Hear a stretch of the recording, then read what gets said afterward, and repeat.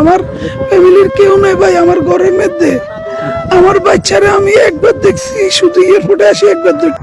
তার মুখ থেকে সেই সমস্ত কথাগুলো শুনে আমার অনেক কান্না চলে এসেছে।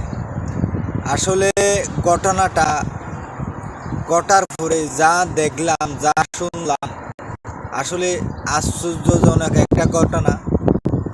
আল্লাহ যেন এ সমস্ত ঘটনা কাউকে না দেয়।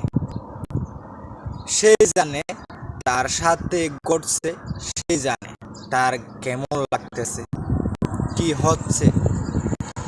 বিষয়টা আমি পুরো ভিডিওটা দেখলাম, দেখার পরে আমার চোখের পানি এমনিতে চলে এসেছে, এমনিতে।